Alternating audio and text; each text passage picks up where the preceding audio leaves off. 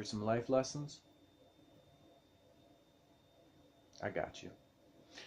Life Lessons, episode 31. No, 32. We already did 31. That was the Halloween one. Halloween topics, costumes and everything. You should go watch that if you haven't yet.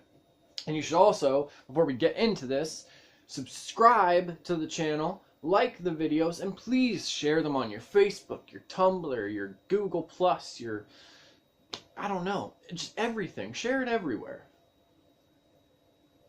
If you want to submit topics and everything to me, fuck that up a little bit. If you want to submit topics to me, you can hit me up on Twitter, Instagram, and Snapchat at JuvyThaKid, JuvyThaKid. Let's get that the fuck out of here.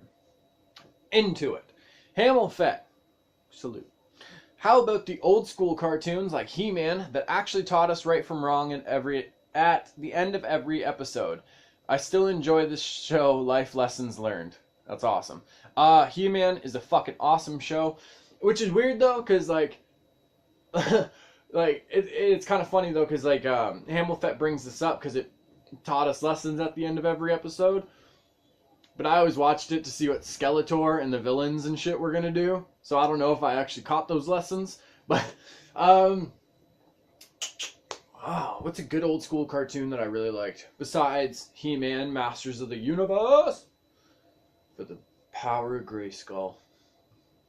Drawing blanks. Samurai Pizza Cats was dope.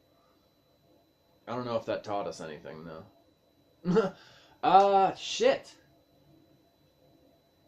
I don't know. Captain Planet? That was an alright show. I liked that.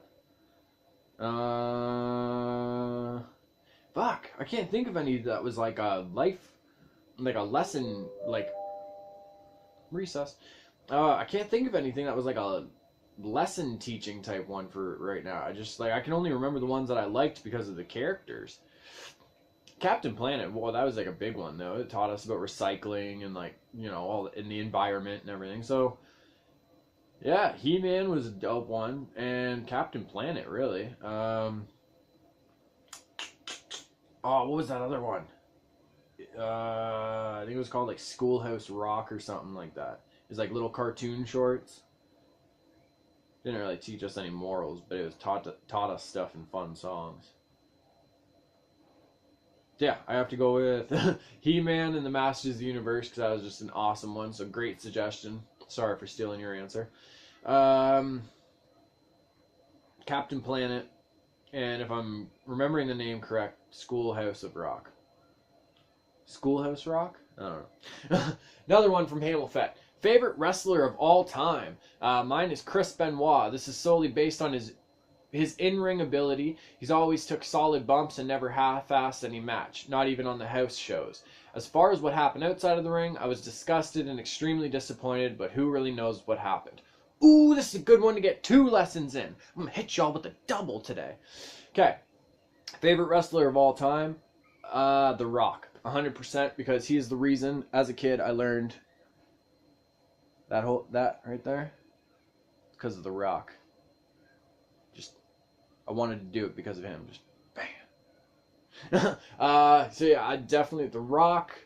Ooh, Stone Cold Steve Austin. He was such a fucking badass. Which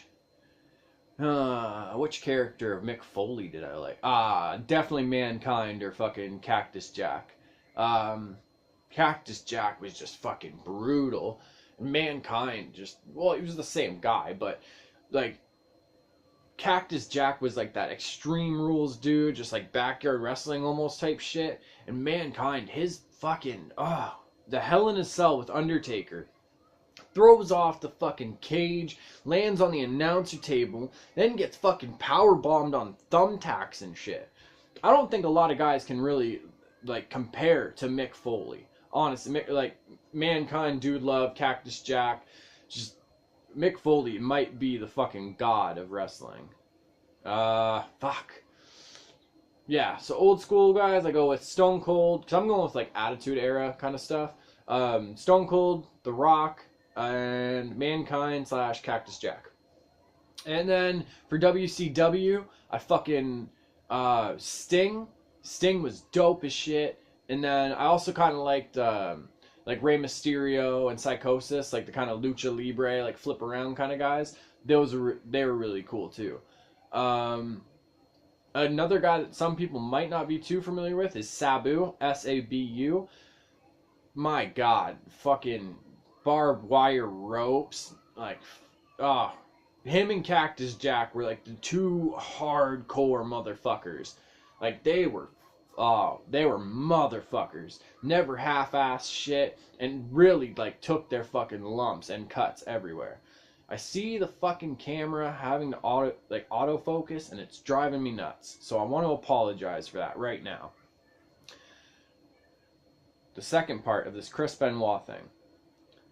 I'm going to reread the comment, though, just so you guys have, like, the context. Okay. As far as what happened outside of the ring, I was disgusted and extremely disappointed, but who really knows what happened?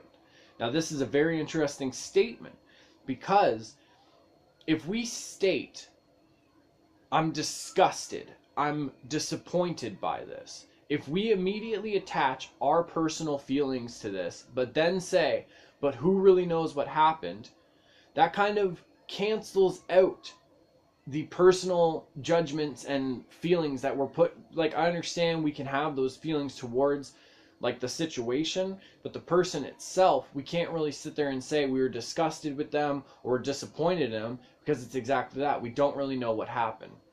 A lot of people don't understand how concussions work, and the damage that they can really do to people. So Chris Benoit, his fucking, like, he was one of my favorite wrestlers to watch. But this dude would go off the top turnbuckles, go off the top of ladders, anything, and do that splashing headbutt. That is a lot of trauma to give your brain over time. With concussions, it could be one concussion, and that changes who you are completely for the rest of like your life.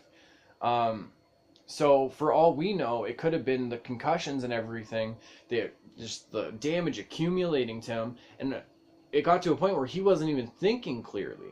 He didn't know where he was, and he might not even have been the person that he was before. So, is it a sad thing that happened? 100%. Should it have happened? No. But I can't say that I'm disgusted or disappointed, because I don't know the man's personal life. It's a sad situation. It shouldn't have happened. Even when I was a kid and I heard, or well, I guess I wasn't a kid when it happened. When I was younger and it happened, I was like, man, that's shitty. He was a really good wrestler. That's all we can really say about him. For all we know, that entire marriage, he could have been threatening her or pulling guns on the family the whole time. We don't know. So it's one of those things. Just, you got to keep an open mind, and you got to argue for both sides. And you got to, or not even argue for them. You just got to try and see both sides of the situation that's going on. But I'm not trying to discredit Hamilfet's feelings or anything. That's his opinion. 100%. I appreciate and I understand where you're coming from, brother. But I can't say the same because I don't know what happened. Little homie 127, salute, sir. If an alien invasion were to happen, would you try to make peace, try to fight, or try to flee? Alien invasion, you either try to make peace or you try to fight. But like, make peace. The way we word things is like, it shows our mindsets. Try to make peace. What if they're already peaceful? What if they're coming here to just like, hey guys, we are here, we're real, we can kick it. Let's learn about each other. We don't have to try to make peace, because the peace is already there. If anything, they'd be the ones trying to keep it peaceful, because humans freak out about shit. If they're coming for a fight, I'm going down fighting. I wasn't raised to run. I wasn't raised to flee. In flight or flight mode, I was raised that you fight. You never take flight. So it's either peaceful or I'm going down swinging. But I'm not trying to fight shit if they're not trying to fight. You know what I mean? Another one, little homie 127. Femme fatale, favorite and why? Now, the femme fatale, I don't know if you mean like in general, like with movies, wrestling, comics, whatever. So I kind of just went with the comics because I don't really get to talk about that too much on this show. So my two favorites, because it was a fucking tie, and it's awesome because one's DC, one's Marvel. Elektra, I give her a bit because one, she's a fucking ninja. Two, she's hot. Three, she's mysterious. And four, she's a fucking ninja. I love ninjas. My second one is Harley Quinn. Because where Elektra is very calm, very collected, Harley Quinn can be that like chaotic taste and like the fucking excitement and the adrenaline rush. She's hot. I'd love to hear Margot Robbie or any of the people who have done Harley Quinn's voice call me Puddin'. I would love it. It would make my heart melt. So yeah, giving it to Harley and Elektra. Elektra is a ninja, and Harley Quinn is just the right amount of crazy for me. And to anyone who sits there and says, "Oh, of course he says they're hot," don't act like guys are the only ones to like comment on people's physical attractiveness. You know what I mean?